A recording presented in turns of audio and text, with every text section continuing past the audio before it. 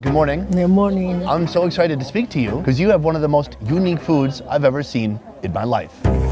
There's this white, bubbly outer layer. She peels the cap off and then she reaches inside.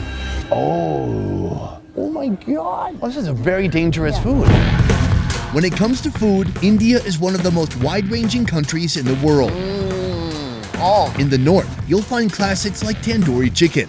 In the south, you'll discover crispy, mouth-watering dosas. That's the best dosa I've ever had. But Indian food can also include this. Oh my God.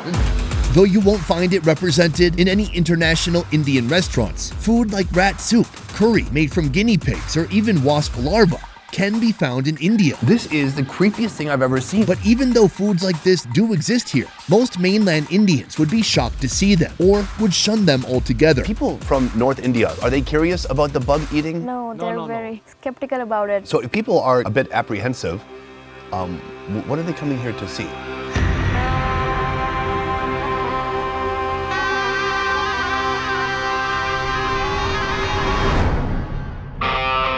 What do you do when you go out and hunt and get way too many squirrels and rats? Well, you do this. You mummify them. This section of the country right here is known as the Northeastern region. The area makes up 8% of India and it's comprised of 8 states. The treasures of your hunt, your bounty, what have you gotten? That's right. Here, you'll discover societies that are completely different from the rest of mainland India. How do you say delicious? Maitong. I don't. People and tribes with different looks, cultures, religions, and more than anything, people with vastly different food. We can start with tapioca. Okay, yes. It's little overcooked. It's supposed to be overcooked? Yes. Oh, okay. Why don't they just call it cooked then? Like countryside folks in Assam who eat pork and mutton. People are crazy about pork in Assam right now. They said why they haven't tried it before. But also supplement their diet with a variety of bug species, from woodworms They are very tasty. to silkworm pupa. At this point, they don't even have eyeballs anymore. Like, what even is this? Can you eat it like this? Yes. Really? In Assam's capital, you'll find delicious savory curries, made hearty with a smattering of pigeon meat. The peppery pigeon curry is a good medicine for flu and cold. You'll feel better, I think, after this. Okay. I think you need to have some pigeon curry as well. In the state of Nagaland, there are no limits on what's okay to eat. So anything goes. Yes. Dog meat. Yes. Cat? Yes, of course. Available protein options here include cat, dog, rat, or these guys, guinea pigs, sold fresh at the local market. When is the last time you prepared guinea pig? Since yesterday. Oh my, this is fantastic. I feel like I'm in a different world right now and I'm really enjoying it. Then there's India's most controversial food, beef, banned or regulated in 20 out of 28 states. But here in the mountains of Kohima, we've come upon a once-in-a-lifetime celebration. A feast expected to feed up to 5,000 people attending the event here on this mountain, far, far from any other village or city. A celebration where dozens of cows will be slaughtered. The slaughtering method here, shooting the animal with a rifle.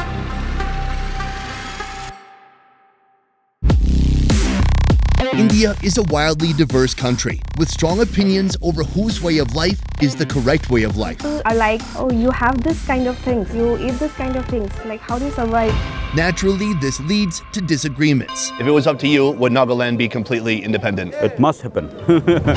And people in some parts of this country don't feel accepted by the mainstream. If we go to mainland India, sometimes they discriminate us as Chinese, as Japanese or whatever. They themselves did not claim us as one of them. We feel disgraced. And so we don't feel we are Indian. In this series, I'm on a mission to learn more about a region of India few know or understand. Because if this land is India, then this and this and this are all Indian food.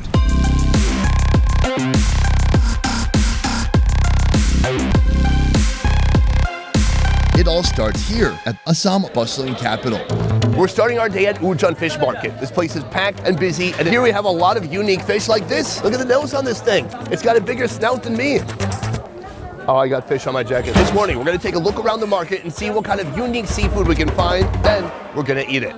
Let's go. For vendors here, the stench of fish in the morning is the smell of money. They ready their stalls before the sun rises.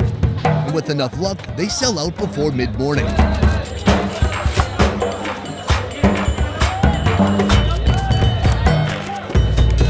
We're looking for the biggest fish we can find in the market, starting with this giant chital right here. My man Korban, He is chopping the heck out of this thing, scaling it with this round, awesome knife. Our first purchase is a chital. They're known as some of the best freshwater fish in this region, renowned for their sweet, juicy meat. A few vendors down, I spot another giant treasure that wouldn't get a second glance where I come from in the USA. The Hilgaria fish, as it's known locally, you might know it as the common carp. This is my man Santi Singh right here. We both have great hair, I want to point that out. You have good hair, but so do I. Did you know they got this big? It's like a shark. I was very surprised by the price of this fish. I thought maybe, I don't know, 60, 50 bucks. $163, but it's worth it because inside, you know what it has? Big, juicy intestines. We're gonna rip them out. We're gonna eat them real soon. From here, after we collect all our fish parts, we're heading to the fish hotel. It seems like a place fish would sleep or seafood would have one-night stands. It's not that at all. Our fresh seafood finds will be cooked here. This is Trishul Hotel. Due to a linguistic misunderstanding during the British occupation of India, hotel here can also mean restaurant. And in this restaurant, our 2 giant fish will be transformed into 2 Assamese dishes. Today we're eating with our hands, right? We have to eat with our hands because people in Assam love to eat with the hands. Joining me today, Shamalima, a local food enthusiast who shares her foodie finds on social media, but not always to fanfare. We'll find out why soon. First, deep fried fish. Fillets from both fish are marinated with salt and turmeric. If you're expecting the usual Indian masala onslaught of 20 powerful spices, well, don't. At least in this hotel, this is all they use, and this minimalist, seemingly un-Indian approach is a defining trait of Assamese cooking.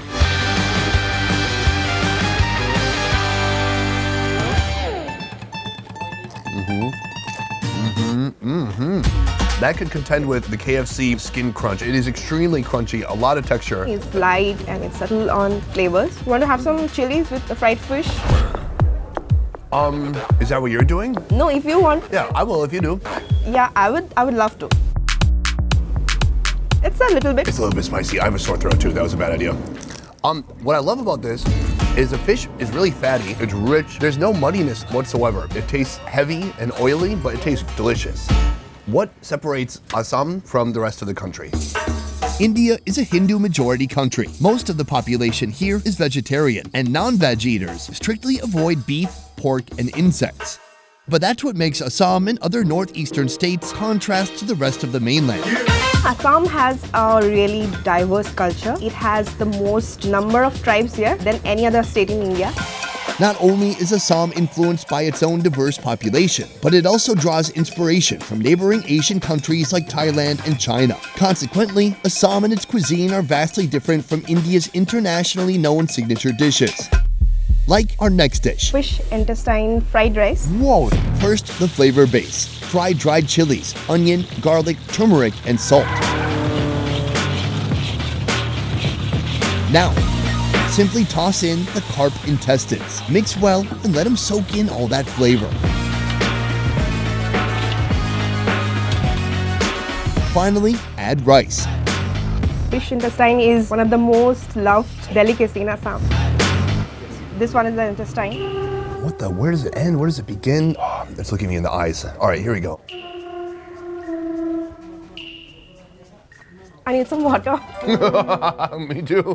It has some real personality. It's got a lot of flavor. Literally inside, it is like a Play-Doh of mushy intestinal belongings.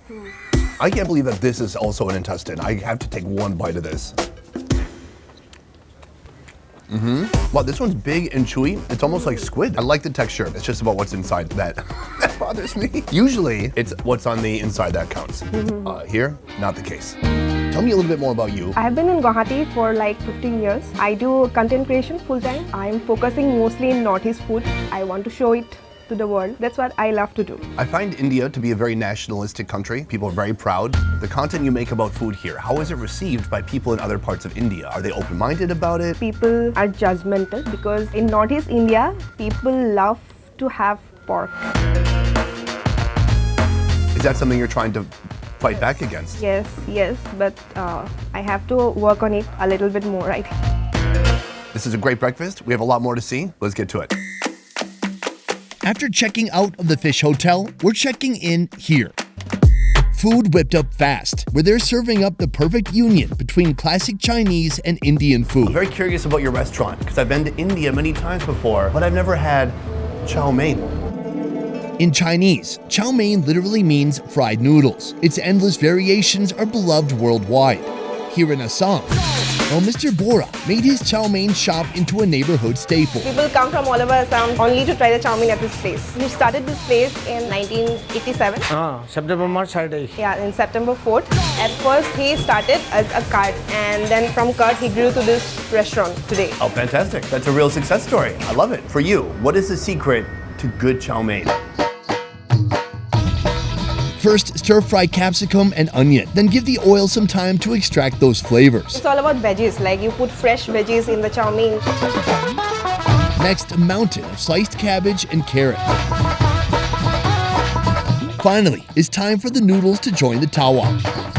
Hit this massive food heap with a little bit of flavor in the form of salt, black pepper, and soy sauce. Now, Assam's best chow mein is complete. Technically, you could eat it like this, or you could get it wrapped up. Fry an egg and a roti together on the tawa until they bind into one flavorful entity. Add in a mixture of cabbage, carrot, onion, and capsicum. Layer on noodles, then cube chicken. I've had chow mein and I've had roti, but having them together is simply genius. Just the outside already looks so delicious. The roti with the egg wrapped in, there's little crispy bits around it. Oh man, super greasy, super fluffy egg. You get some crispiness of the veggies. I love it. The chicken in there is delicious. It tastes like soy sauce. It tastes like MSG. Put some red on there. This looks like neon ketchup. It is so bright. Almost like a sweet and sour sauce, which is a great contrast to this very heavy, oily, savory food. I'm looking at the menu now. It looks like this costs about $1 to $2. And there's a lot of high quality ingredients here. There's chicken, there's eggs. I think I saw some caviar. I did. Right now, we're headed for one of India's most confusing quick bites. It's called pita. These long-looking white cigars, that's pita, but also this brown one is pita. So what does pita mean? Pita is a crepe. It could be sweet, but it could also be savory. It can look like a pancake, a fritter, or a dumpling. So it can take any form. It can take any form. It could be round. Yeah. It could be a cube. No, not cube. Could it be a parallelogram? What? Here, these street food vendors are serving a pita two ways. Our round pita is a deep-fried glob of sweet dough, made by mixing sticky rice paste and jaggery. Jaggery is a local type of cane sugar with a molasses-like taste. Once the batter goes from pale white to dark, delicious golden brown, it's ready to eat. I want to bust it open. Oh yeah, doughy on the inside, crunchy on the outside, like a golden brown shell. Oh yeah, the sugars become so crunchy, huh? Otherwise, it's like really dense in the middle. I enjoy that a lot. So is this more of a dessert or more of a snack? It's more of a snack kind of a thing. We have this with tea. Let's jump into this. Our rolled pita begins with a thin spread of sticky rice powder. This one is stuffed. What's inside of here? Is it tobacco? Here we have Weed? no. Sesame and jaggery. Black sesame. That's still cool, I guess. Finally, roll it up tight and enjoy. So the outside is like powdery, so that makes it a little bit drier as you're eating it. I have one more solution to this. You can just dip it in your tea. Give it a little bit of a dip. That's a good idea. Oh yeah, much better. As soon as you put it in the tea, it starts to break down like an Oreo cookie. So you can taste the sweet jaggery inside and the black sesame too. Very nice. Within India, are people traveling to Northeast India? Yes. Not as much in the past? No, they used to think that northeastern part of India, we eat like ants and such kind of things. So it is true. That used to be the only kind of stereotype. Now things are changing. What is the cause for the change? Social media, people are getting more views. Allowing people to be exposed to different ways of life over time and want to even check it out for themselves. Yes. That's fantastic. Today's final stop includes a bird and a beast. I'm talking about pork, uncommonly found in mainland India, but seemingly ubiquitous in the Northeast. Here, they make it into a curry. 20 years ago, pork was strict no for the general Assamese people. But with time and with the influence of the neighboring states, people are crazy about pork in Assam right now. Eating pork is either discouraged or prohibited by India's religious majorities. To the country's mainstream culture, pork may be seen as dirty or impure. So how do the mainlanders react if they decide to make the journey here to Assam? We meet people from all around India. Whenever they come here, we serve pork. So I hardly have seen any people who say no. Do you ever have people from North India come here to your restaurant and try pork for the first time? Yes, they have. And what do they think? They said why they haven't tried it before. Start by stir-frying chunks of potato. Add ginger, green chilies, salt, turmeric powder, black pepper, and cumin seeds. Now, the glorious pork. It's flavored with turmeric, tomato, onion, and cumin powder. The final ingredients, water and coriander. Time to dine. This is the pork curry, and how could you deny this? Big ASS pieces of pork. These look incredible. Let's go for it. Pump it up, pump it up, pump it up. The meat is tender. It tastes like it's been braised. It's really soft. Tons of turmeric flavor. It's spicy, super savory. I swear, pork curry is like my new favorite. Have it with some rice.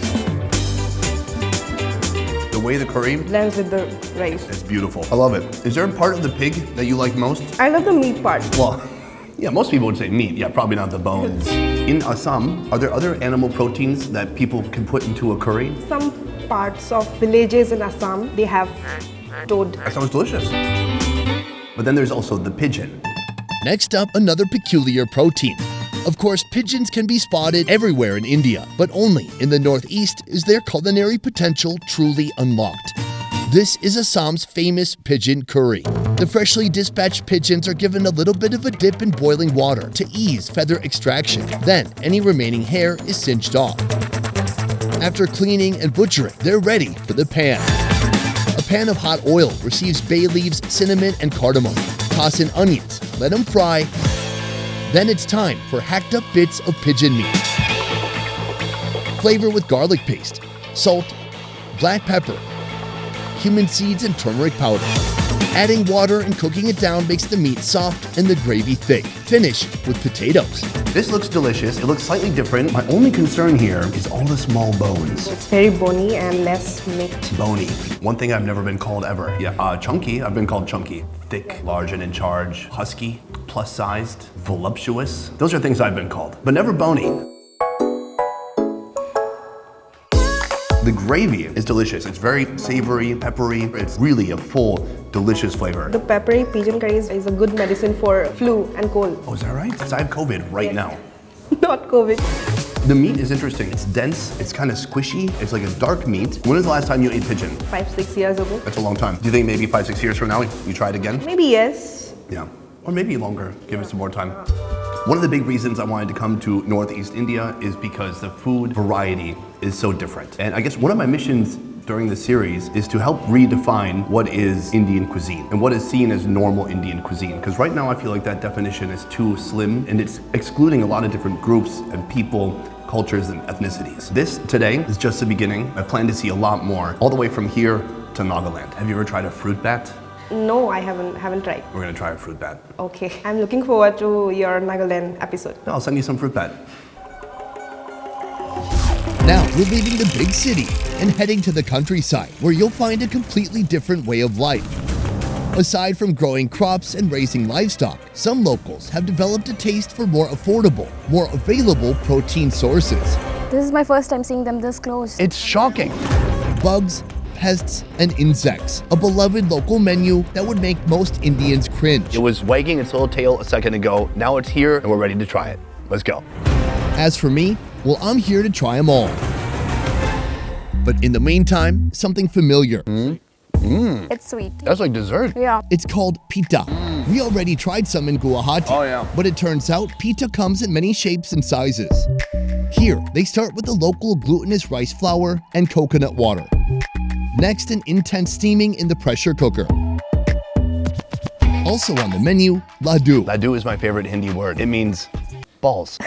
Nice. They can be made soft and tender using grated coconut and condensed milk. Or there's a harder version that uses semolina flour and grated coconut. Oh.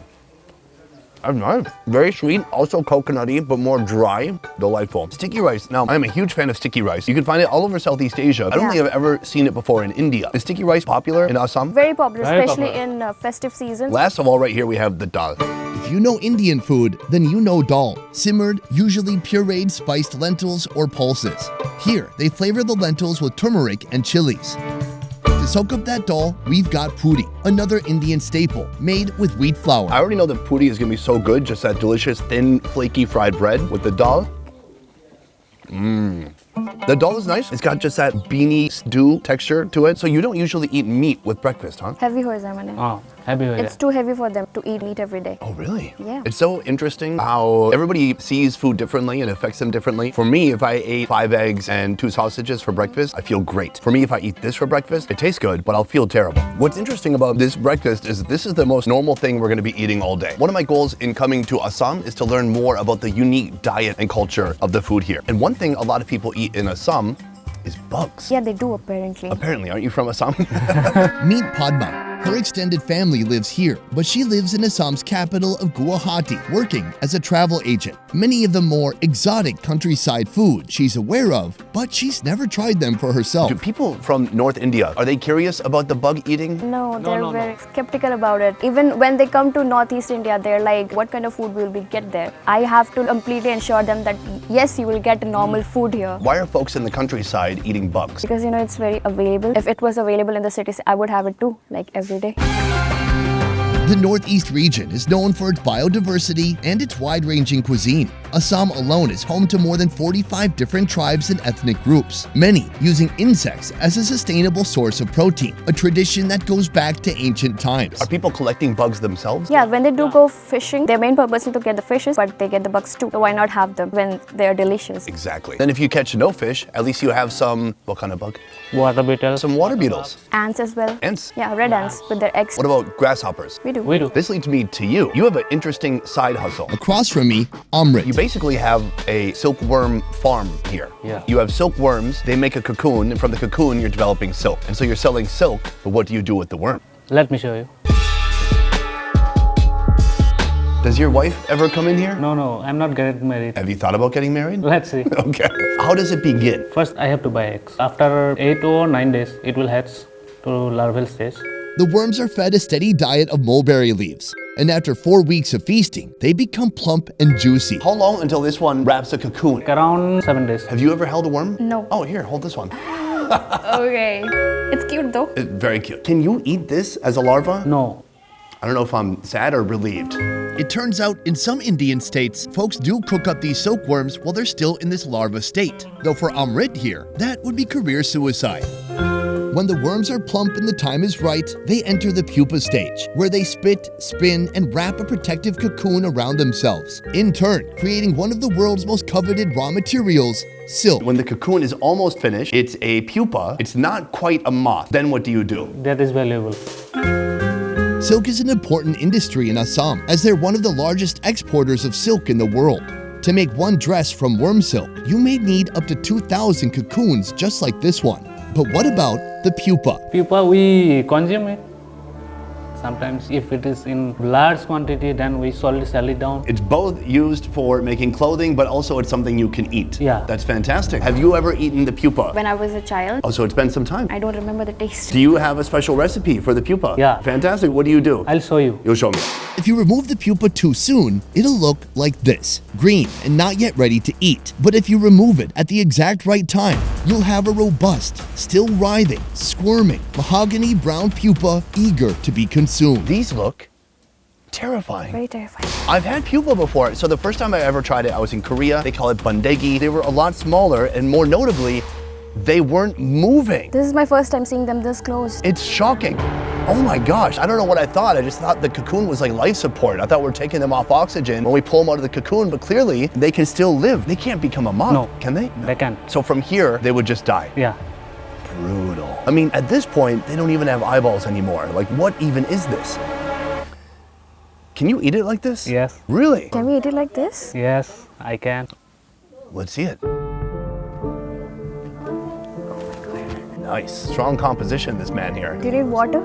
No, Water is for the weak? it's okay. He doesn't look like he enjoyed it, trying to look unaffected. Should we try it too? Same time. Okay. Cheers. Cheers. Okay, I'll do it. Don't spit it out. Where is it? Is it in your mouth? Yeah. Did you kill it yet? It's moving, right? It's moving. Okay, you gotta bite it. You gotta bite it. Okay, I did. Oh my God, it's so juicy. Okay. That's like swallowing a vitamin.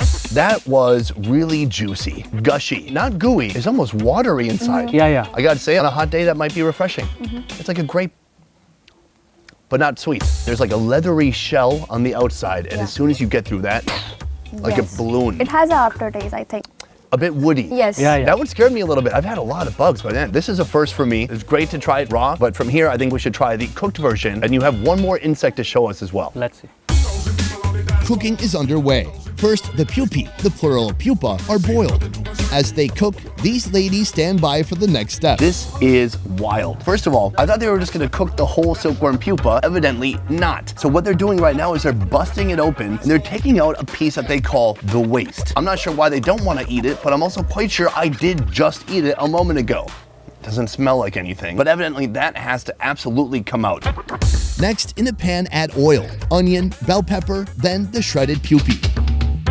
Flavor with salt and turmeric powder. Then cook until you have the courage to eat a full pound of these creatures. I'm curious about a couple things. First of all, we have the pupa here, but we also have the grasshopper. No, we don't? Yeah. We do. We have. Oh, you're saying no, that's correct. No. Yes, it's wrong. Yeah. Okay. Before devouring our main dish, how about warming up with an appetizer? These guys are not farmed, but found and plucked from nearby rice fields during the harvest season. Did you collect it yourself? No. Some other guys collect it for me. Oh, you've got people. To prepare, you must mercilessly rip off the grasshopper's 6 limbs. Then stir-fry their bodies until they become crispy. Frying is the best preparation for insects. It makes them crispy. They're not gooey. You don't want to just boil it in water. Cheers. That's yummy. The head is extra crunchy, salty. It's not bad. It's fine for me. I've had this many times. Never in India. Is this something that you can find in a market? No. Why do you think that is? I'm told that you can only find it in homes in the countryside like this. We don't have this in large amount, that's why. Really? Here, he's raising the silkworm, but not grasshoppers. No. Have you ever thought about raising grasshoppers? No. How about right now? No. Here, we have, 5 pounds of silkworm pupa. So I went into the kitchen, I saw the ladies preparing this. They had to rip it open to take something out. What did they remove from this pupa? Waste material. When you boil it, then it stays inside. It's not bad, but you have to pick it up. Pick it out. So it's okay if you eat it raw. It actually smells good. It smells like cooked eggs. Exactly like omelette, yes. Let's go. Wow, it's kind of eggy. It's very good. I can have this. Not a ton of spices. It just tastes like a little bit of heat, something a little bit spicy, and a little bit of salt. Outer layer is chewy though. Yeah, it's still kind of thick, leathery, chewy, and then inside is mushy. How often are you eating pupa? Once in a week. Wow. Actually, there is a weekly market near my house. Ladies from the village come there and they bring this particular thing over there. But I never happened to buy it. Today I'm having it. You live in the city now. How often do you come to the village to see your family? Once a year. Just once a year. From here, I'm actually interested to meet your relative because they also have some very unique food over there and another bug creature I've never tried before in my life. Right. And I've tried a lot. From Amrit's farm in the town of Salona, Goan, we take a swift 20-minute ride to Gagwa, where Padma's cousin and her extended family live. Through marriage, Padma's family is a mix of Rabha and Karbi people. Today, they'll sacrifice a goat to welcome Padma and in honor of our arrival, with an invitation sent out to neighbors and friends in the form of wafting roasted meats. This one goat will soon become 4 different dishes. But let's not forget the reason we came here. Here we have a multitude of water beetles. Yeah. I've never eaten a water beetle in my life. When I was a kid and I grew up in the countryside, we had a kiddie pool. By midsummer, it was green and it was full of these things. But back then, I never thought to eat them. Right now, I'm not really thinking about eating them either. This is just one of over 2,000 existing water beetle species around the world. These guys in particular are found in smaller bodies of water, like lakes or ponds. These are basically complimentary when they go fishing. I love complimentary. So when people are fishing, Yes. if they see some bugs, they just net Yes. them. That's wild. I mean, it's super efficient. You're gonna get the most protein possible. And if you don't catch any fish, well, hey, you can still eat bugs. These water beetles are in their final adult stage, and the good news is that they're pretty much available throughout the year. Your fingernails match the bug quite nicely. I didn't plan that. Yeah, same palette. But you personally, you have not eaten this before. No, I have not. Are you willing to do it? Today I am. Again, guys, this is Indian food. Everything we're eating today, Indian food. Speaking of Indian food, our first goat course will come in the form of a goat curry. But instead of bubbling away in a giant cauldron, this curry is cooked inside bamboo tubes. It starts with pieces of goat meat seasoned in onion, chili, ginger, garlic, salt, cinnamon, cardamom, and curry leaves. Stuff this blend in a bamboo tube before cooking it over a direct flame. The bamboo is loosely sealed with leaves, then roasted until the meat cooks through. Everybody looks stunning. Is this a special occasion? You coming to here is special occasion. They're in the traditional attire. I wish my parents thought it was a special occasion when I dropped by. We have a massive feast right here. Yes. We have a lot of food. And then right here, we have your family member who lives in this village. This is the goat that was cooked inside the bamboo. It's kind of like a way to braise the meat, kind of steaming and boiling, getting soft for hours. Oh, I'm feeling the meat. It's fatty. It smells wild and muttony, but it also smells like curry. Oh yeah. The meat is so tender. It's very delicious. A beautiful mix of seasonings. The masala is on point. It's spicy. It's spicy. Do you feel like people eat more spice here in the countryside or in the city? I think it's the same. Ooh, I feel that though. This is just a straight up meat. Over here is a completely different story. Our second dish includes goat intestines. For a bit of extra flavor, mix in a touch of goat blood and other goat organs that have been sliced down into unrecognizable bits. Then boil with a bit of salt. In another pan, fry onions in mustard oil. Add chili, ginger, and salt before inviting in the viscera. It's kind of a grab bag. You don't exactly know what you're getting. I'm just gonna get a big ball of protein and pick them apart one by one. Let's find out. I think that might be lung. It's very spongy. What do you got there? Spongy too. Lungs. But then here, I think this is stomach. What do you think about this? Pet or stomach. All right, fantastic. Oh yeah, very different texture. Kind of chewy and crunchy at the same time. And I gotta say, not gamey, but there are so many spices on there. It's really spicy. You're making a face. Is it too much spice? I think it's too much for me now. So maybe it's spicier in the country. Yeah, I think so. I think so. Aside from a delightful looking goat head dish, I'm most looking forward to these black crunchy critters. I know you really like bugs. You don't even eat goat. A dish everyone at the table seems to have their eyes on. Can you ask her why she doesn't like goat? She doesn't like the smell of the mutton, but she likes this taste crunchy and fatty. Before they're ready to eat, the live bug wings are liberated from their bodies. Their wings and your fingernails are made from the same stuff, and it's not really enjoyable. Now the beetles are ready to fry in mustard oil with a bit of salt, along with the bonus giant water bug that haplessly swam into the wrong net. We have an array of bugs. I'm gonna save this big one for you. Okay. But first, we should try these, the water beetles. Cooked beautifully, they're shiny, they're glistening. Crunchy, Crunchy. salty, Right. just a little bit of a gush, like a bug paste inside, but not super liquidy, not like what we had earlier today. This is very manageable. They're actually yummy. These are even better than the grasshoppers. Between the grease and the salt and the crunch, it's very similar to popcorn. This, a water bug. They taste like apple. I've had this many times in my life before. Here's an example.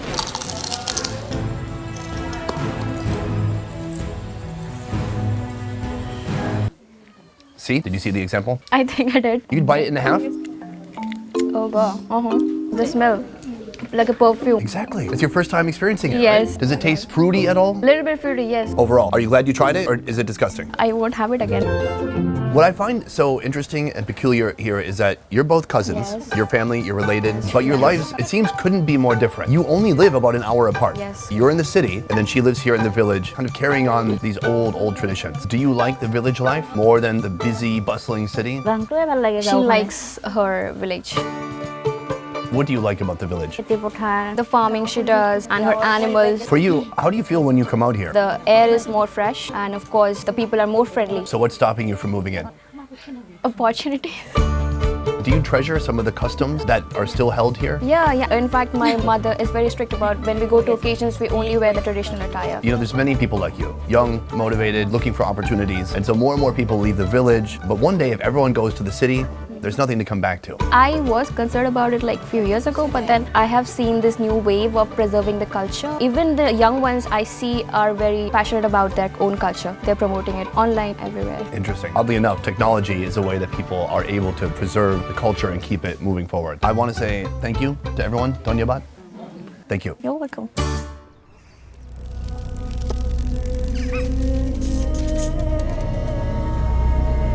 To get to India's iconic and macabre Mao market, I've journeyed all the way here to Nagaland.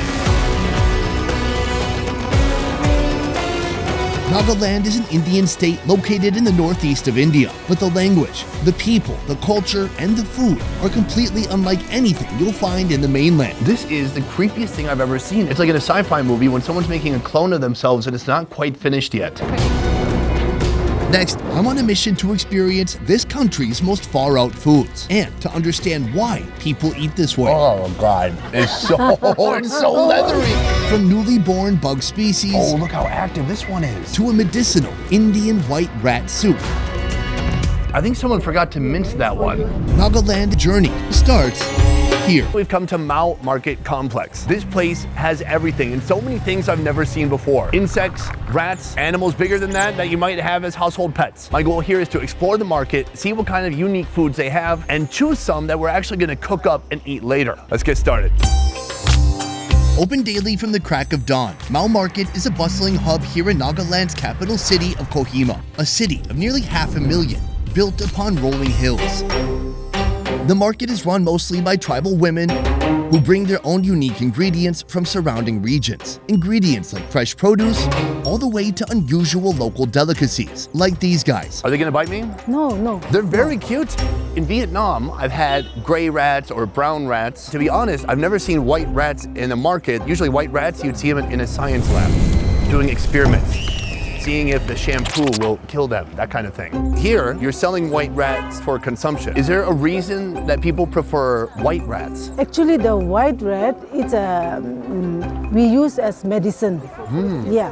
And what kind of illness can the rat help? TB, typhoid, cough, flu. How about COVID?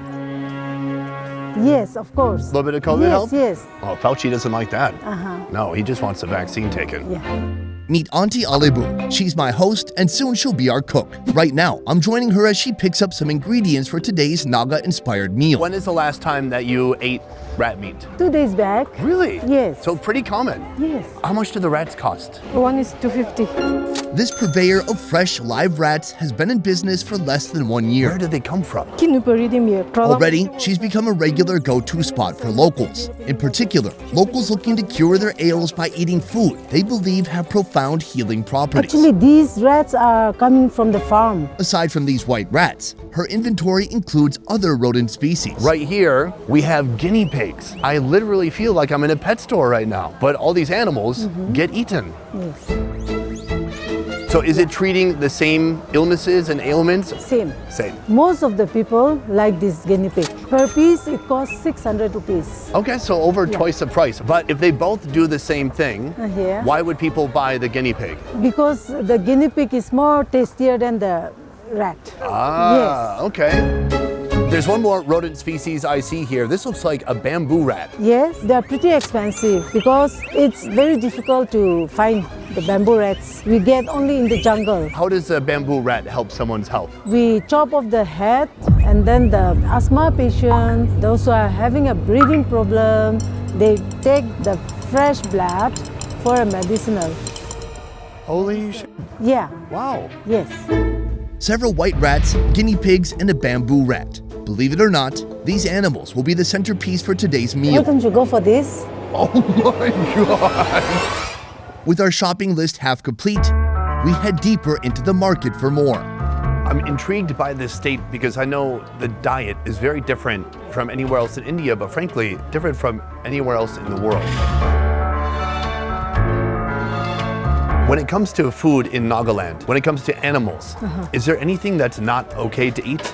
No, not as such. So anything goes? Yes, Dog meat, yes. cat? Of course, yes, of course. Despite what you see here, the primary diet in Kohima includes pork, beef, chicken, fish, and mutton. Most of the exotic foods here, like the white rats, are believed to carry with them medicinal properties.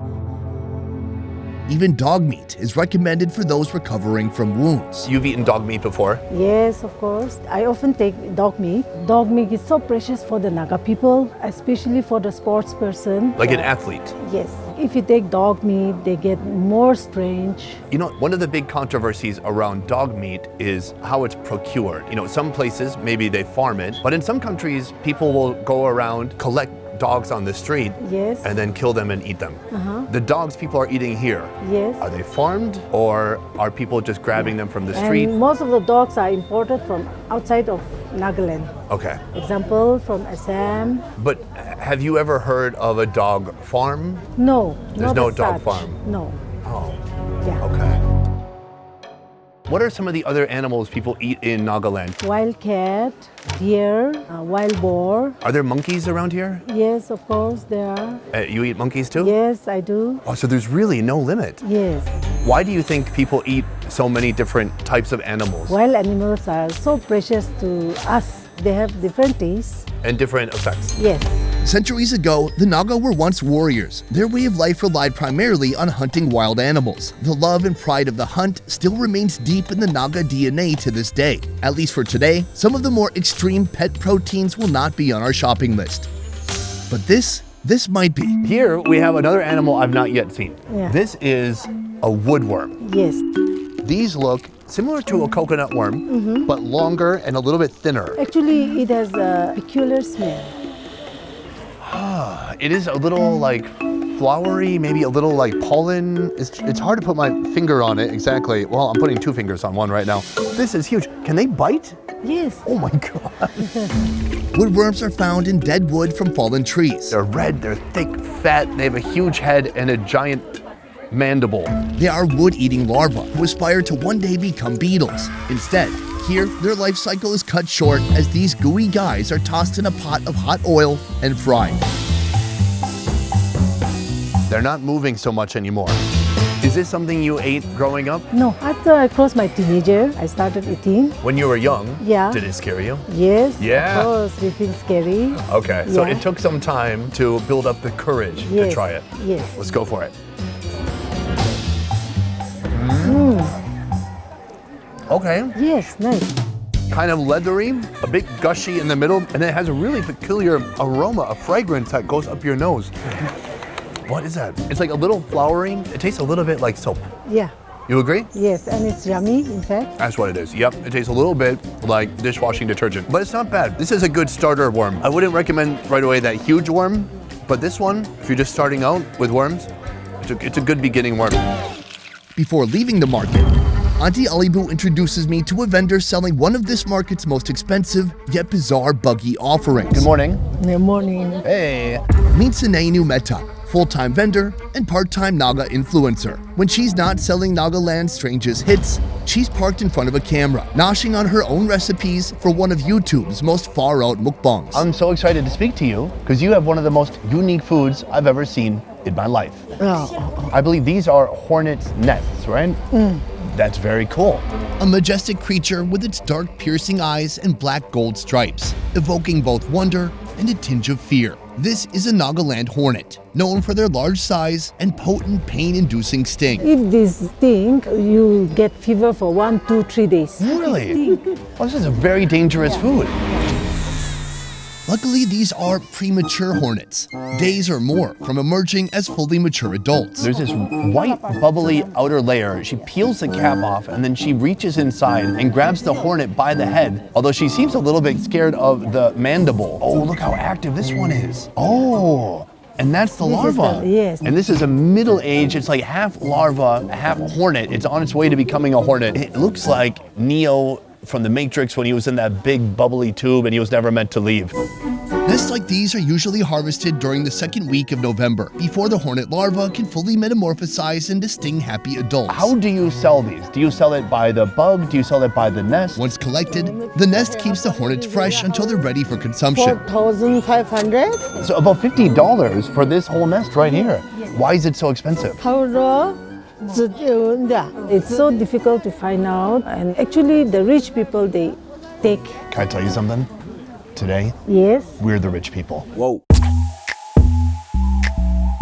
This tantalizing treat is prepared by dropping newborn hornets directly into hot oil. Add a pinch of salt to taste and voila.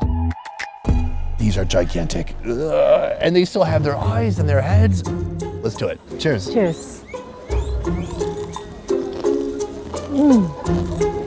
Delicious. It's very big, Yeah. quite crunchy, oily, a bit similar to a grasshopper, but it's like 4 grasshoppers in one. Very big, but no bad flavor, just really crunchy and salty. I like it. Try some more. Thank you. Oh, you're so generous. Considering that whole nest is about $50, each one of these must be about $1 Yes. per bite. Yeah. I'm curious, is there some health benefit that comes along with the hornet, or are these just yummy? Kuhubura. Any disease, sugar patient, diabetic patient. What about prostate cancer?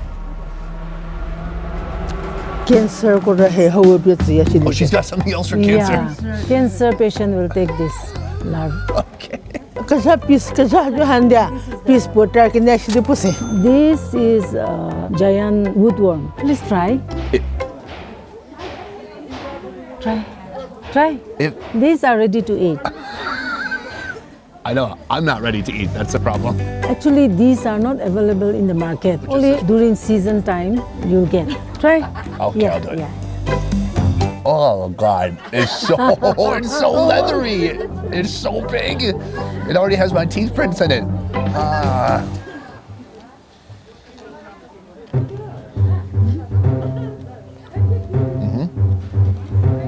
Okay. How's the taste? It's cold. It's not gushy, but it is gooey on the inside. Hope you like it. I gotta be honest, it actually tastes kind of good. It's not bitter, it's a little eggy. It's a nice taste, but the texture, ooh, the outside skin is very leathery and thick, and then inside it's like a thick paste. So now I cured cancer. Is that what happened? Thank you so much. You have a treasure of unique animal treats here. Stop bringing out new bowls, that's okay? This is the. No, you can put that right back where you found it. With the hornet's nest crossed off our not-so-typical shopping list, it's time to trade the chaos of the market for the tranquility of a traditional Naga home. Few places in India can match the unique, stunning design of a traditional Naga house. They're a true testament to the ingenuity and resourcefulness of the Naga people. Wood and bamboo, woven together and adorned with prizes from past successful hunts. Welcome to Ali Boo's home. Wow, this is quite the welcome drink. Yes, it is. Joining us, Ali Boo's nephew, David. We were just in the market. Alebu said that this is very good for asthma. Alebu, where's your glass? I have no glass. Made by mixing bamboo rat blood with whiskey, this reddish liquid is believed to be a precious medicinal concoction. Her husband, my uncle, has asthma and he takes this quite often. Quite often? Yes. Have you ever tried this before? No. Should we try it out? Yep. Cheers. Cheers. Woo! Tastes like whiskey. It does. Do you taste the blood? I taste the iron, yes. You all right? Do you need a Diet Coke? No, I'm good, yes. Heck yeah. I'm so curious about this place where we are now. This is a traditional Naga home. It is. The kitchen is huge. In every Angami house, the kitchen plays the most important part of the house. The Angami people, one of Nagaland's major tribes, have a rich culture and way of life. This is how we preserve our meat. So during Christmas, we cut a lot of meat. We can't eat everything, so we cut it in strips and then hang it on top of the fire. As an agrarian community, they're skilled in weaving and wood carving, with a strong connection to the land. But it's their hunting prowess that best demonstrates their ability to survive in the wild. As I walked in, I saw a row of skulls. They look to be monkey skulls. Yes, it is. All are hunted. And these are all decorations that have been there over 25 years, 30 years. So we have antelope, deers, stags. There's a leopard skull over here, next to the hornbill skulls. Really? Yeah. So somebody hunted a leopard, killed it, and you ate it? Yes, we did. Yeah. Holy cow. Hunting here is, or at least was, directly related to status, proving one's bravery and valor. In the old days, we had no money. It was all barter system. Your standing in society will increase if you show that you are a better hunter than most. But as modernization sweeps over this remote land, as the human population surges and the animal population decreases, we bear witness to a glorious past, told only through the relics of successful hunts tacked on the walls of this home.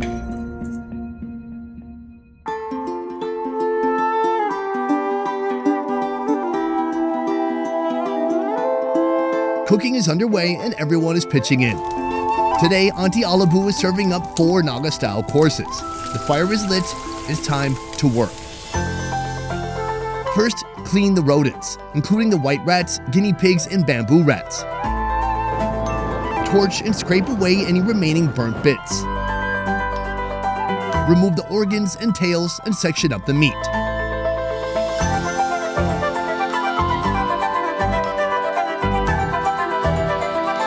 From here, the white rat will become part of a soup. Simply heat up your favorite rat cooking pot, add water, salt, ginger, and the rat meat. Then boil for about 30 minutes. Next, the bamboo rat and guinea pigs are made into a curry. In a hot boiling pot of water, our host carefully adds the proper ratio of salt, chili powder, fresh ginger, and the meat. Cook until the protein soaks up all that spicy broth. While we wait for dinner, it's time for an unusual snack. Hello, sir. Hi. I saw these previously in Assam. There was a gentleman who had a silkworm farm. So you'd grow the worms, and then they would make cocoons, and then he would use the cocoons for silk, and then he would eat the pupa. So he couldn't eat the worms because then he would have no silk. Right. But here, we're eating worms. The preparation is simple. In a steaming pot, add bamboo shoot water and ginger. Then the worms. Cook it down, then add some heat with king chilies and dried chives. To go with this, we have a delightful beverage. This is tutse. It's sticky rice beer. Oh yeah, that's good though. I like that kind of fermented taste. The worm is kind of cooled down now. It's leathery, a little bit spiky on the outside. I see the head, it's kind of flattened out. Maybe all the juices that were inside have kind of leaked out. Yes. Let's try it out.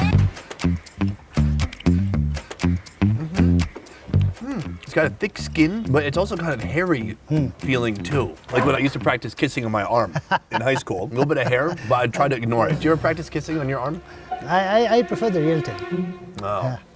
Not always available for me. I can taste the spices, but it's interesting because the broth has probably permeated the skin. It's gone through the skin, so the inside, when it squirts out its little wormy juices, it's kind of spicy and savory. We like it very spicy and very hot, so that it keeps us company while we drink. You know, what makes me so interested in Nagaland is partially how it's so different from the rest of India.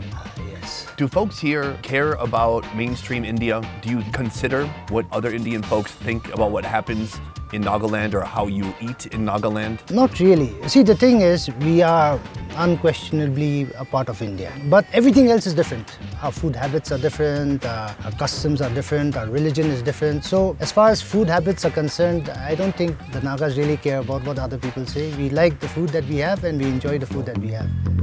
All right, cheers to that. Yeah. Thank you. With our rodent-related soups and curries complete, Auntie's cooking concludes with the hornet larva. Carefully extracted from their nest and dropped into a boiling pot of water with just the right amount of salt, ginger, fresh bamboo shoots, and green chilies. This is a culinary experience not to be missed. My gosh, you've outdone yourself. Is this all you? Yes. No help? No. Whoa, did you help her a little bit? I thought I saw you help her. I just feel like she's taking all the credit right now. Yes. Okay. Joining our meal, David's sister, Une Nuo. You've cooked all these foods before? Yes, of course. But have you, David, eaten all these foods before? No, guinea pig is new. Albino mice rat is new. And this I've eaten. Oh, so you've had the bamboo rat? Yes. So have I. I tried the hornet earlier, but I'm curious to try the larva. Wow. Like a thick paste inside. A little spicy. I can taste some of that ginger. Oh my God. Sorry, it's just that this is the creepiest thing I've ever seen. It's like in a sci-fi movie when someone's making a clone of themselves and it's not quite finished yet. That's what this is. Well, might as well eat it. Okay. Yeah, a little less pasty, a slight more of a crunch, like the exoskeleton was forming. It was baking in the kiln but didn't quite finish. What do you think? It's good. It's really good. Yeah, you're doing your best to keep it together right now, aren't you? David's sister grew up in this city, but as someone from the younger generation, she hasn't tried many of these dishes. I think we should build up to the white rat, but here we have the guinea pig. A guinea pig, where I'm from, we see that as a pet, and they make cute sounds, they run around, and they have a lot of anxiety, but not anymore. Finally, these guinea pigs are at peace. I've got a piece here. It looks like a rack of ribs and a front leg. The skin is thick. The meat looks juicy. I can just kind of peel it right off the bones. All right, here we go. Oh yeah. My first impression is it tastes like greasy, dark chicken, like a KFC thigh or drumstick. That's cooled down a little bit. Yes. Here we have the skin with a little bit of meat attached to. The The skin is very fatty and gelatinous, and the flavors are quite nice. The seasonings, it's a little bit spicy, it's a bit fresh. I'm fascinated by this dish, albino rat soup. Why don't you go for this? Oh my God. I think someone forgot to mince that one. That's literally a whole rat. So we have a rich rat broth here. Should we give it a little bit of a sip? It's pretty nice. I wish I could say the same. I quite like it. Yeah. It's a little smoky, it's got collagen in it, it's fatty. It's almost like a chicken stock with a little bit of roasted flavor in there. Yes. Grab some meat. Okay, the back legs are pretty muscular. I think there's a lot of meat back here. I want to try to squeeze some of it off. I got a quad right here.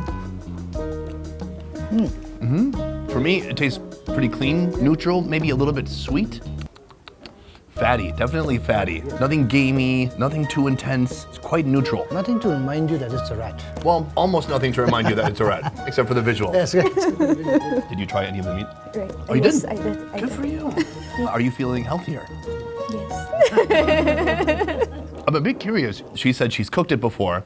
Meanwhile, you two have never even tried it before. Is it so that the new generation is straying away from some of these more exotic meats? Personally, I have spent a lot of my time outside in mainland India. So Okay, so you really developed your taste outside of this place. Right. So I'm not very adventurous when it comes to food. But my sister and my aunt, they've been here all the while. Well, hold on, but what's your excuse?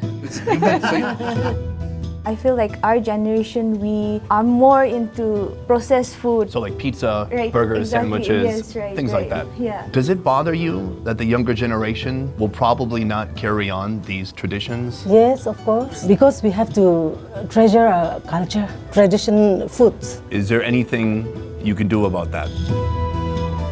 I have to encourage them how to cook all these traditional dishes and of course how to preserve our culture. As different cultures become modernized, pieces of the culture will naturally fall away. And soon they'll just become memories and stories that you'll tell your children. Hey, one time with Auntie, I tried some rat or some guinea pig, and maybe it's okay for some pieces to fall away, but at least we can have the awareness and the respect. Auntie? Yes, Cheers, thank you so much. thank you.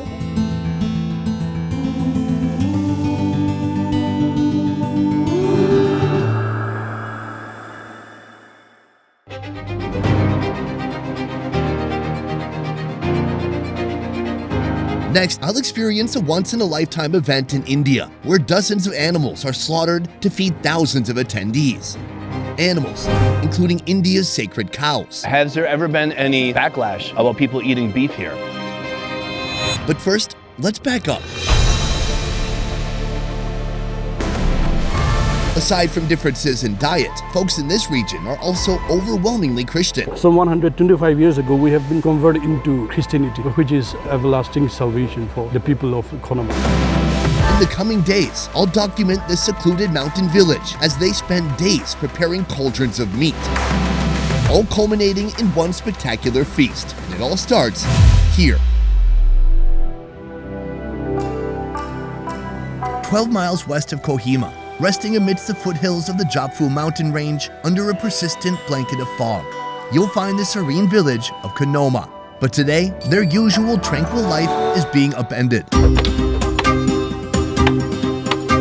We've just gotten here shortly after lunch and already several animals have been slaughtered. This is a multi-day event. There are so many people that are going to be here. It cannot all be prepared in one day. To begin with, they are slaughtering the animals, skinning them, torching the fur, separating the body parts, hanging body parts, organizing body parts. This celebration is going to take place over 3 days. Day 1 is slaughtering and meat prep, day 2 is cooking, and day 3 is the feast. It's hard to express how rare it is to witness an event like that which you're about to see.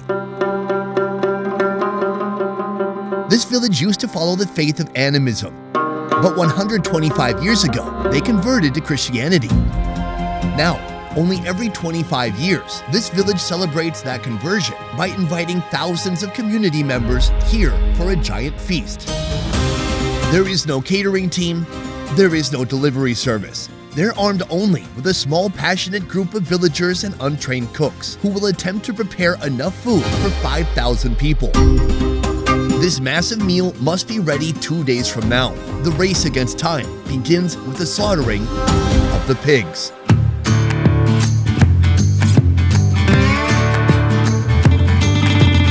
Now, if we learned anything from our previous video, it's that here in Nagaland, when it comes to protein, anything goes. If it can walk, you can eat it. If it can move, it's also fair game. You can see the pig has been torched already on the outside. That's why it's dark. They're gonna just scrape all the skin off until the skin is super clean. All that skin is gonna be delicious after it's boiled, grilled, whatever they do to it. They need the skin to be clean and hairless. So when they cook it, it's perfectly edible. The village cooking is separated into two main areas, with the upper section here dedicated to the butchering and hanging of pork.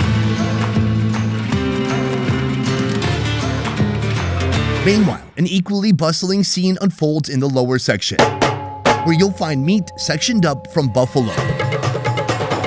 I've never seen animal slaughter or protein preparation on a scale like this ever in my life. Sure, I've seen a cow, I've seen a buffalo get slaughtered and prepared and cooked and barbecued and given to a few hundred people. This is something different. Over 50 animals will be sacrificed for this religious celebration. Among those is the slaughtering of an animal that may stir unease in the hearts of Hindu devotees, the sacred cow. Now, eating beef is actually prohibited, punishable by law in many states throughout India. But here in Nagaland, eating beef is just a normal way of life.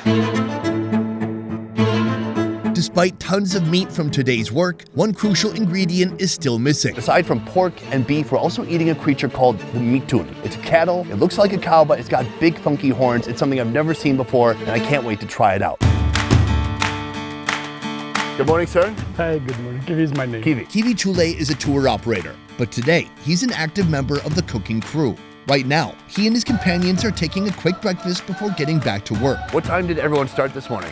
Probably at 5 a.m. You said probably. Does that mean you started later? Yeah, I did. Okay. So there's a lot of preparation. The event officially begins tomorrow, right? That's right. So what has to be done today? Today, we'll have to finish with all the decorations, all the logistics. In the village center, a temporary mega church has been erected to host the thousands of followers that will flood in tomorrow. Right now, villagers are rushing to make some final touch-ups. For this event, how many different dishes will you have?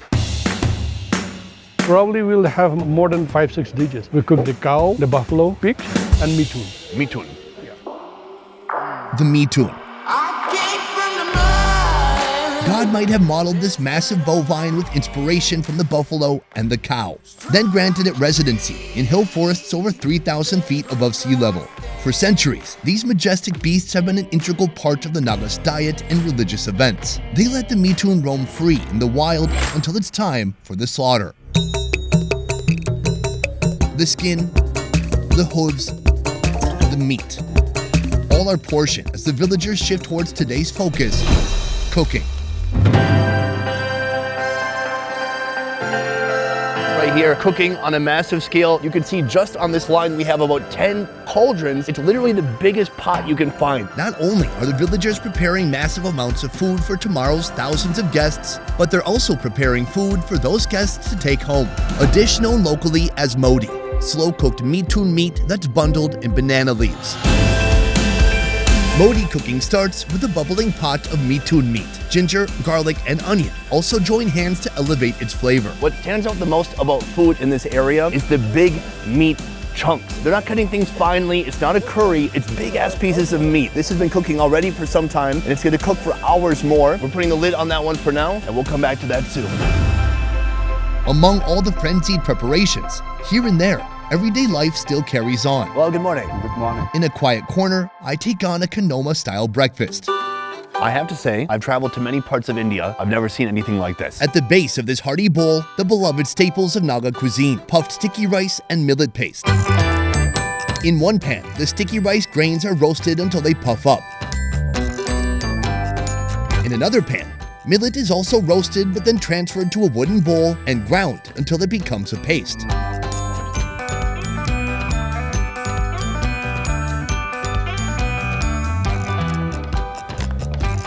I love the texture, super crunchy, but the brown part, I don't know what to make of that. It's kind of earthy, it sticks to your mouth, it tastes toasted. It's an interesting texture. What do you like about this brownish black part here? Because it tastes good. Okay, fair enough. Much like the British, you have beans for breakfast. Yes, we can even call it as Naga dal. Naga dal has its roots in the indigenous cuisine of this region. This lentil-based dish is typically made using split red lentils. stirred in a pot with water, bamboo shoots, ginger, pork fat, chili, salt, and garlic. That's really good. A little bit spicy. And do you mix the puffed sticky rice with everything? Yes, if you like it, you can even mix it. Yeah. This one is a fried bread. This is a sticky rice. Sticky rice. It's rarely found in mainland India, but in Nagaland, it rounds out many meals. Right now, these sticky rice grains are being ground into a flour. Then they'll be kneaded with water to form a dough. Flatten the dough and deep fry until it puffs into golden brown pillows of deliciousness. I mean, already when I just knew it was fried, I knew it was gonna be good, but this is delicious. It's like a fried piece of mochi, but better. Like crunchy, it's sticky, it's fun to chew on. What's your favorite here? Sticky rice. Oh yeah. And then here, in lieu of a morning coffee, we've got this, a chunky tea. What is inside of it? It's a chopsticks. We'll put water and then we'll boil it, and then we'll just put some sugar if you like, and then we'll just drink it. Oh, that's good. It tastes a little bit like corn. The soupy part has become kind of viscous and thick. It's a little sweet. The kernels taste a little bit like corn. It's very good. So, you grew up here? Yes, I grew up from this village itself. How many people live in this village? 3,000 people. Nakoma, one of the oldest villages in Nagaland, is home to the Angami, one of 16 major Naga tribes. Though they're renowned for their craft works, agriculture is the backbone of Angami life.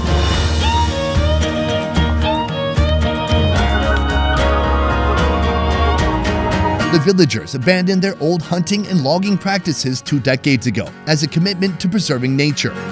Yet the biggest change to life here took place 125 years ago, in 1897, with the arrival of Christianity. The belief system here, changing from animism to Christianity, how do you think that affected the culture here or the way people grew up? In those days, Konoma villagers will go and attack another village. They were headhunters. So during those days, people who can hunt or who can gut another's head is called a great warrior now. But now there's no enemies anymore. Associate Pastor Chase Vibilia describes the faith followed before Christianity was accepted here. I'm interested in the religious aspect. I grew up Christian. I know you're Christian. I know you believe in heaven. For the people who were animists, what do you think happened to them when they died? My belief is that it's only 2 places for everyone, life after death, whether in heaven or hell. So anyone who believes in Jesus and live a life acceptable to God, and they will find rest in heaven. If not, there's no other way, so they will have to go to hell. That's all. Oof. The conversion of Christianity was the end of many unsound or even violent customs of the old religion. Today, over 90% of the population here are Christian Baptists. Thank you very much for having us here. It's such a rare event, truly, because in a lifetime, maybe 3 times you'll witness it if you're lucky. I think I can reach 150. Okay. As we speak, an army of cooks continue to move this preparation forward, but the clock is ticking. Ready or not, droves of enthusiastic, hungry guests will arrive here tomorrow. Falling short is simply not an option. Right here we have something called Naga dal and fern. Dal is usually lentils. Here the fern looks to be a local type of green. Not too much longer and this is going to be ready to go too. Tons of food today. Everyone looks pumped. Actually, some people look a little bit nervous. I don't know how people survive. It's so smoky right now. It's so hot. Wandering down the cooking lane, I spot bubbling pots full of unfamiliar greens. Men, sweating by the fire, stir enormous pots of meat with equally enormous spoons. Women with busy hands smash herbs. Right here we have a whole troop of ladies making some chutney. Inside, potato, onions, and banana hearts. They told me I should help. Here. Good? Yeah. While many dishes are reaching the finish line, some are still taking shape. Here, these 2 gentlemen are working with the small intestine, which has this green goo inside. That is the bile or the gastric acid of the small intestine. It's green, it's dark, and it is extremely bitter. That is not going to be thrown away. That is going to be consumed here at some point. While the bile is underway, the blood is ready to go. Pour this crimson milk into the pot of modi. Continuously stir until the meat reaches the desired softness.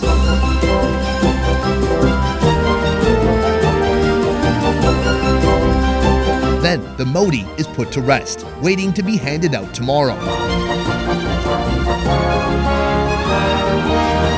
The cooking crew also rests for lunch, recharging for the long day.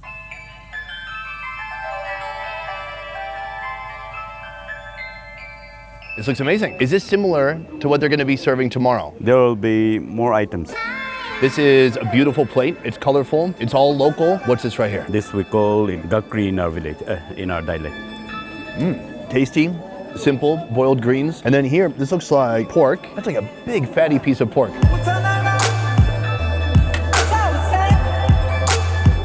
Oh, that's good. The recipe is very simple. Ginger, chili powder, salt. We put garlic also. A pork skin is awesome. Amazing texture. Ginger makes it taste fresh. Chili gives it some heat. Salt makes it savory, and that's all you need. We got some pork. I think this is beef. Oh God, this all tastes so good. I can't believe it's just like 3 ingredients. It's very good. I'm curious, have people here always eaten beef? Yes, we prefer beef and pork. I know that the subject of beef is a little bit controversial in India because in some states, in many states, it's actually forbidden. I've heard in some states, if you are caught killing a cow, you can actually go to jail. Forget about going to jail. Some even kill those people. Has there ever been any backlash about people eating beef here? Has the Indian government ever tried to impose some rules here about the consumption of beef? There is no direct rule as such, but they try to influence us with Hindus' beliefs and practices. So slowly everything is creeping in. That's what's interesting about India. India has kind of this majority, and the majority would be the Hindu people, and they're mostly represented maybe in the north, in the south, but not in places like this. Some minority groups don't really get represented as being the face of India. That includes Muslim folks, and that includes Christian folks too. And so it seems like there needs to be room for Christians to respect Hindus and for Hindus to respect Christians. Do you think 50 years from now, is beef still going to be eaten here? I don't think they can stop us totally. Many things may change, but for us, our eating habits will still continue. Though we're small, we are actually a different country. Culturally, our looks and everything, we are totally different from Indians, but then still under Indian government. If it was up to you, would Nagaland be completely independent? Not very soon, but hopefully some days.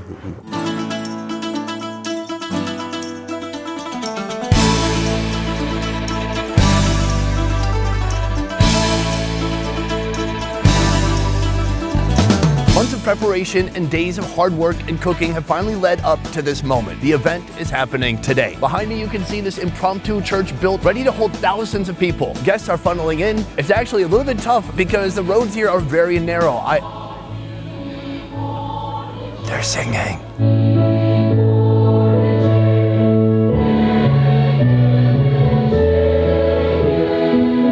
This is no ordinary event.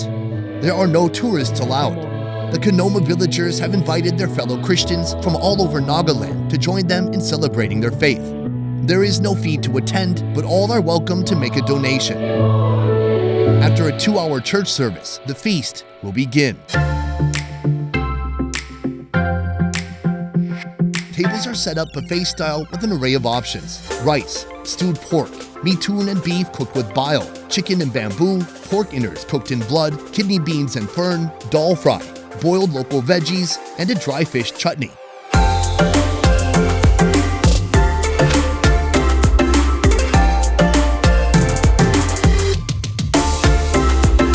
At last, it is time to feast. This tiny village of about 3,000 has basically doubled in population as hundreds and hundreds of people have poured into here, and it's very organized. I'm so impressed that we are just in the middle of nowhere here in the countryside, and they've got walkie-talkies. They got like Secret Service putting their finger on their ears saying, hey, we're low on mashed potatoes and stovetop stuffing. They're constantly refilling the food. There's lines of people patiently waiting, scooping up whatever they want, as much protein, rice, veggies as they want. Here, let's do a quick tour of the plate. Let's start with a piece of pork. Now, the seasonings are so simple and straightforward. Ginger, chili powder, and salt. Let's try it out.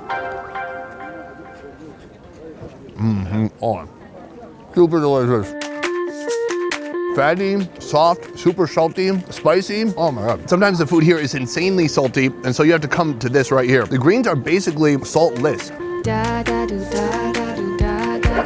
Like no flavor. It just tastes cold and kind of chewy. Like if you just took spinach, boiled it, and then put it in the refrigerator. Meanwhile, the meat is really popping with flavor. Here we have the beef and mitoon. Now, it's a little hard to tell them apart, but I believe this is the mystical mitoon. The mitoon is a creature I've never tried before. I'm told it's something like half buffalo, half cow. Like a cowfalo. Buffalo? Oh, like a buffalo. The thing is, cow tastes like beef, and buffalo also tastes like beef. So this is gonna be something between beef and beef. Very grizzly piece. The pork is much softer, much more succulent. This is so tasty though. A lot of sinew, a lot of tissue, a little hard to chew through, and I'm told that the meat tune has a little bit more grizzle than typical beef, but still delicious with all the spices they put on there. Finally, right here, we have what I believe is organs. This is clearly caked in blood. You can tell by the color and just by that pasty, crumbly texture on the outside. I'm just gonna try a chunk, see how it tastes. Hands down, that tastes the most different from anything else. A lot of blood flavor, but just a lot of organ flavor too. And then some mystery elements too. I don't know what this is. Piece of a heart, piece of fat. It's nearly impossible to say. Many different body parts cut up, put together, and put in a single pot. Absolutely delicious. Cleanse the palate with a little bit of greens. Very nice. As the event draws to a close, the guests receive their present in the form of modi before bidding farewell to their welcoming hosts. So does everyone lines up? They get one package? Not everyone, because it's hard to make, but based on family, the head of the family registered in the registration booth and they will get one. Do I count as a family? Sure.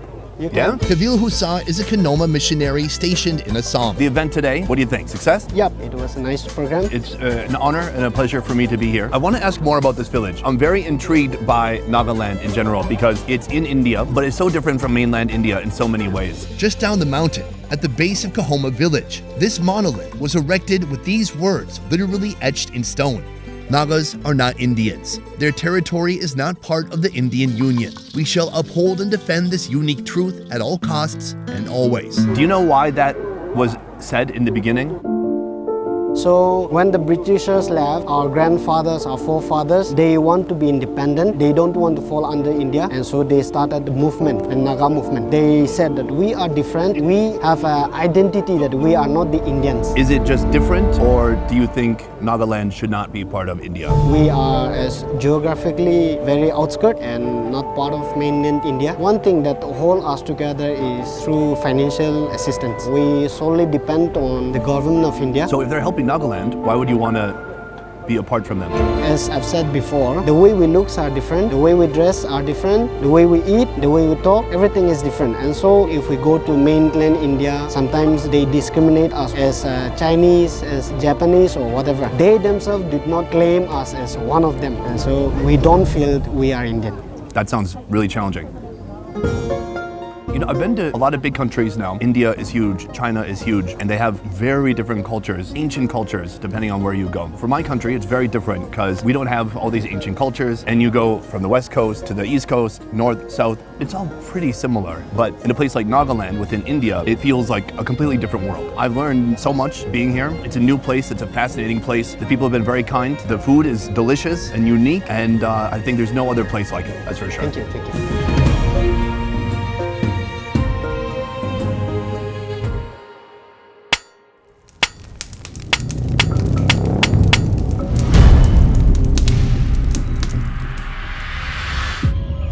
Next, I'll be dining in Nagaland with the last of India's headhunters. The ghost pepper is the hottest natural occurring pepper in the world. And is this a commonly eaten food around here? Yes, yes, yes. This might be a mistake. Let's go for it. We've traveled all the way to the India-Myanmar border to the home of the Konyak tribe. The Konyak people are known for their fierce warrior culture and unique traditions, including the practice of headhunting. The necklace, the heads on this symbolize how many persons they have killed. Many in this village once engaged in the cruel custom of beheading men from enemy tribes and keeping the heads as souvenirs. When you grew up, did you have friends who died at the hands of headhunters from other villages? For the next 24 hours, I'll be staying with the Konyak tribe and meeting their headhunters. He is 79 years. And he's the youngest? Yes. I'm on a mission to understand their lifestyle and to experience their food. What do you do when you go out and hunt and get way too many squirrels and rats? You do this. You mummify them. Food that often consists of whatever they hunt from the forest. From giant fruit bats to rats and squirrels. The treasures of your hunt, your bounty, what have you gotten after being out there? That's right. We've come to the village of the headhunters. Soon we'll be enjoying a huge feast with our main course being pork. A lot of pork. Before we have breakfast, the pig must be slaughtered so processing can begin. In this part of India, there's a big gun culture, so today's method of dispatching includes a firearm.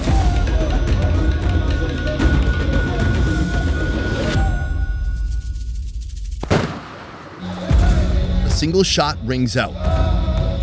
Another man plunges a spear into the pig's heart, then quickly plugs the wound with leaves to keep the blood from spilling. The pig is hoisted over a flame and its hair is singed off. This is the Konyak Way, one of the largest, most fierce tribes in Nagaland, known to many as headhunters. The Konyak people have a profound appreciation for pork, and every part of the animal is utilized from head to hoof, including the blood. Here, they marinate the meat in the pig's own life force. Pork is not an everyday indulgence in this rugged terrain. The Konyak people subsist on whatever nature provides. Their diet is shaped by the unforgiving mountains they call home.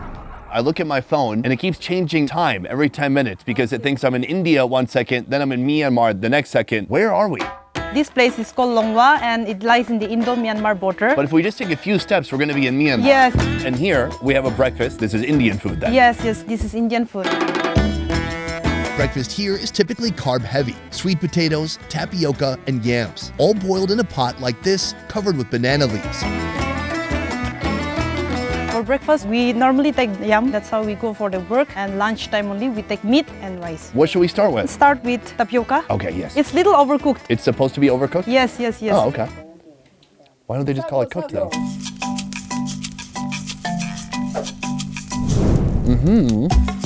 Warm, starchy, and a bit overcooked.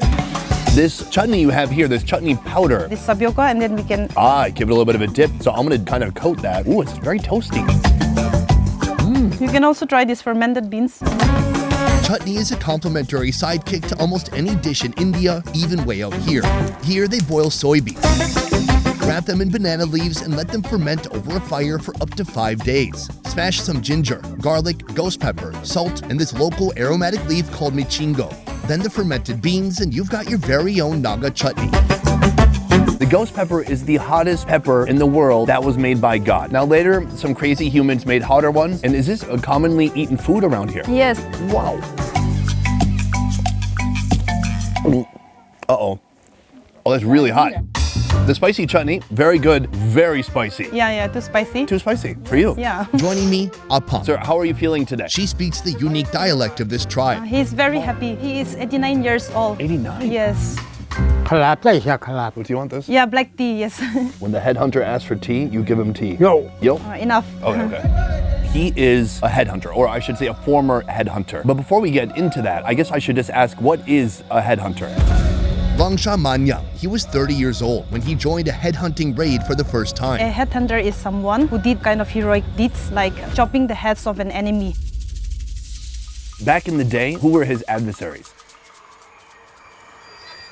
The Konyak warriors used to go on raids into neighboring tribes' territories in the early hours of the morning, surprising their enemies while they were sleeping to collect the heads of their foes. He said that mostly it's like they have land dispute, such things, they were considered to be his enemies. The actual human heads would be displayed in a communal house, along with the heads of the most dangerous animals they'd conquered. Back then, what tools did they use, what weapons did they use to kill their enemies?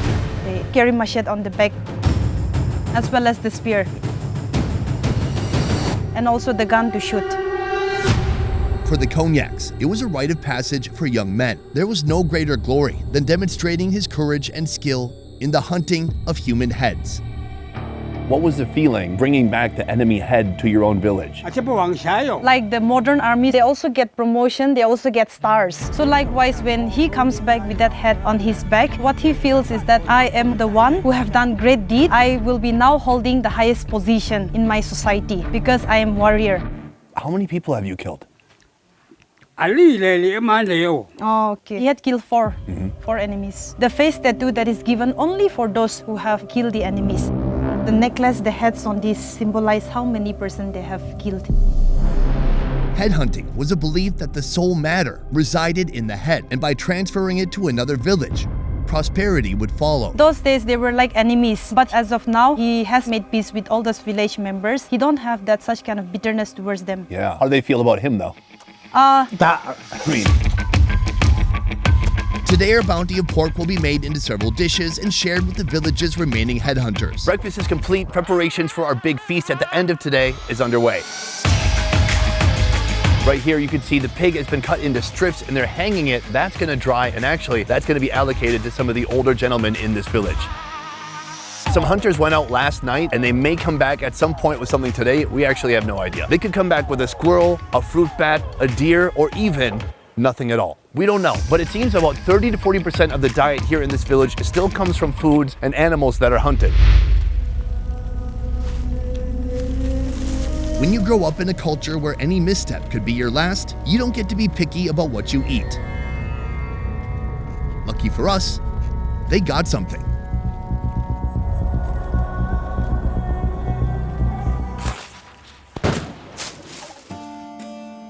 The treasures of your hunt, your bounty, what have you gotten after hours and hours of being out there? That's right, he got a rabbit.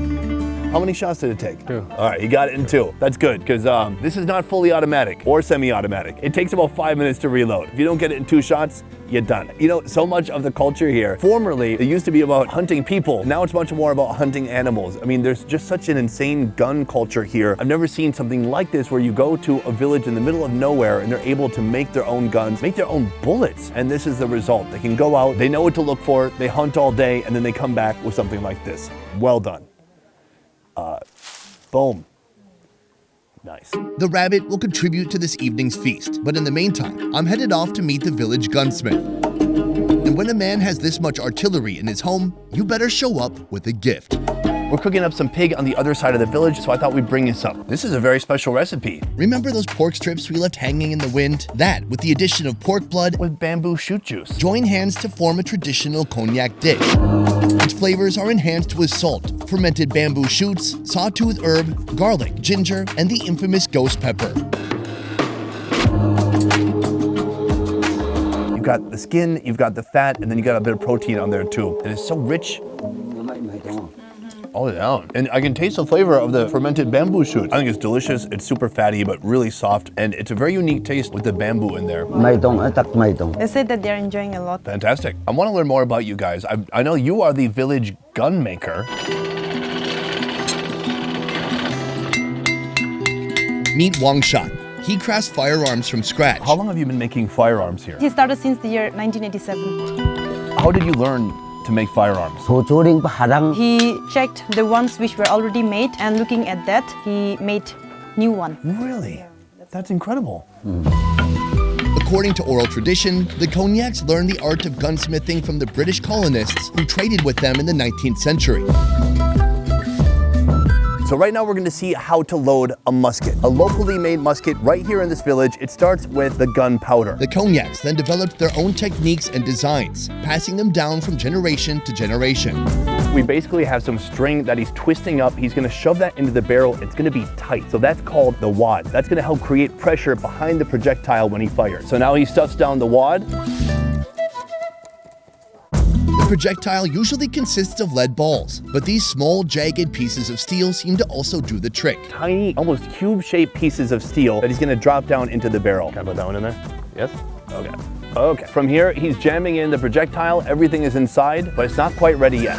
So right now he's applying the primer. When he pulls the trigger, the hammer's going to throw forward. It's going to hit the primer. That's going to create a spark. The spark is going to burn the gunpowder, push the wad, and throw the projectile towards whatever he's aiming at. We're going to see how it looks in a second. Hopefully he didn't put too much gunpowder. It is happening now. This is going to be very loud, and it's a musket, so it's... Oh my God! Oh, I forgot to plug my ears. I didn't think he was going to shoot it, because who holds a gun like... All right, so I am now deaf. I've never seen somebody fire a rifle like this. Must be a new school of firearm mastery, but well done. All right, well, the ground is 100% dead. Do you guys hear a ringing? I hear a ringing. It's, that's not coming back. The encounter with the gun-wielding British wasn't the first the Cognac had with the outside world. There were others whose influence would eventually lead to the end of headhunting. I can see from your necklace that you've taken 5 lives. Were those all with a firearm? Longsha is a former headhunter. He shot all the 5 with the guns. He started using the guns since 13 years old. 13? Yes. Now, he's 86. When did you decide that you could no longer be a headhunter? When the government put a ban that we have to stop all those hunting of these heads. Hold on. Okay. Before that, murder was just cool. Somebody had to create a law. Like, the government had to ban it for people to stop? It's not just the government of India, it is a contributive work of the Christian missionaries who came from other countries like America. Before the late 1800s, when Christian missionaries arrived, the Konyaks followed the faith of animism, worshipping elements of nature. The first time you heard about Christianity, do you remember how you felt about it? I mean, did you immediately change, or did it take some time to change? In fact, there are some other who strongly resist, that they don't want to accept. But as soon as he began to realize the love of Christ, he said that he immediately transformed his mind from being a headhunter to a Christian believer. By the 1970s, the practice around headhunting ceased entirely. Today, these muskets will only be used for hunting animals, and the younger generation is no longer marked by face tattoos.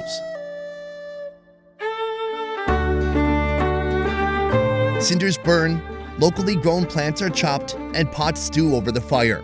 Soon, we'll enjoy a feast together, but for now, I've been offered a taste of something truly far out. Now, what do you do when you go out and hunt and get way too many squirrels and rats? You do this. You mummify them.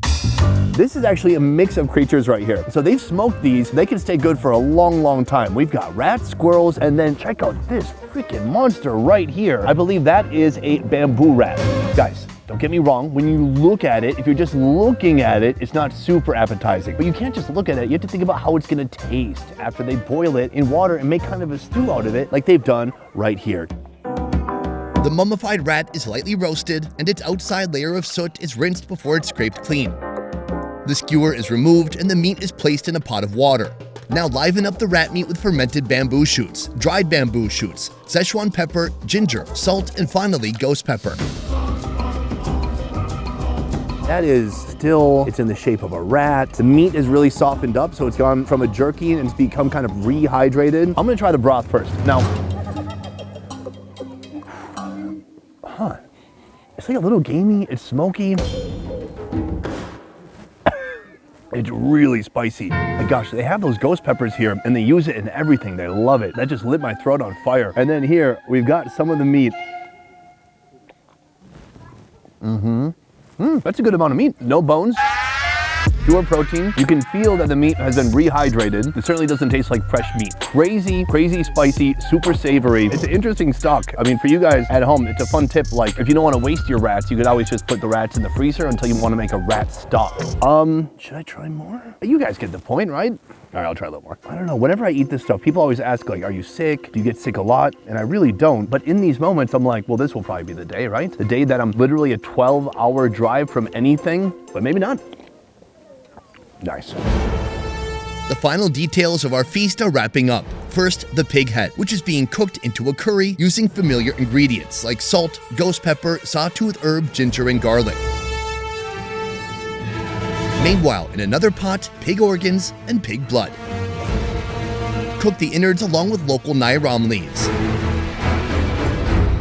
Gentlemen, I'm very excited to be here. Joining me, the village elders, the last remaining headhunters of this Konyak tribe. As I gather around all of you now at the same time, I'm curious which one of you is the youngest? He is the youngest amongst 5 of them. He is 79 years. And he's the youngest? Yes, yes. We have a couple of different things. We have the pork that was slaughtered this morning. I think we should try that out. Oh, this is so good. It's very rich, and there's so many different cuts of meat in here. It looks like just some normal meat, plus organs, plus the greens. Yeah, that is the wild leaf, locally available here, which the people of this village usually cook with the meat. Oh yeah, the meat is very tender. And the leaves, wow, those leaves are incredible. How do you say delicious? Maitong. Maitong. Maitong. Maitong. Here, the rabbit. First, they skin the rabbit, then hack it into pieces. Marinate the meat with fermented bamboo shoots, salt, ghost pepper, sawtooth herb, and pepper. Cover the pot with banana leaves and let it stew. Try it out. Please. Oh wow, really good. That's unbelievable because it's so moist. You know, rabbit can usually be a bit dry. It doesn't have much fat, like me. It's very delicious. It's very juicy, moist. It has a wonderful seasoning on it, and it reminds me of chicken.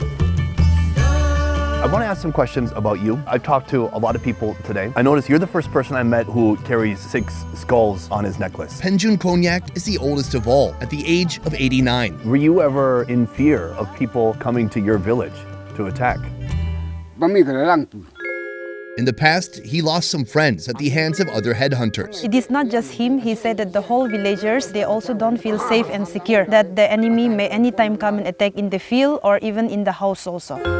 So now with the banning of that headhunting, as they have stopped completely, now it is said that they are feeling peace and have the sense of security in them. I'm so curious because Christianity came here over some time, the village converted completely, and this headhunting way of life stopped. You know, one of the big top 10 commandments of the Bible is to not kill. Yet these days, everyone is still wearing these necklaces symbolizing how many people they've killed or have been a part of killing.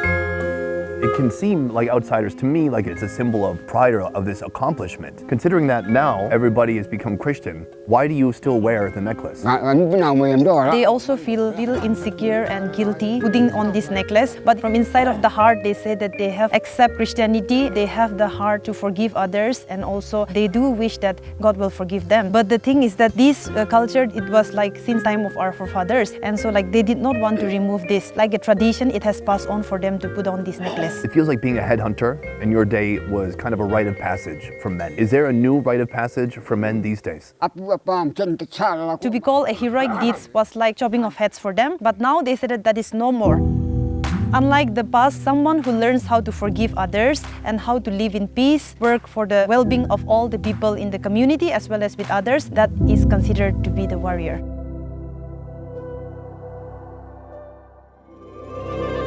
Boom! Guys, that is the end of video number 5 here in Northeast India. My gosh, what an amazing experience.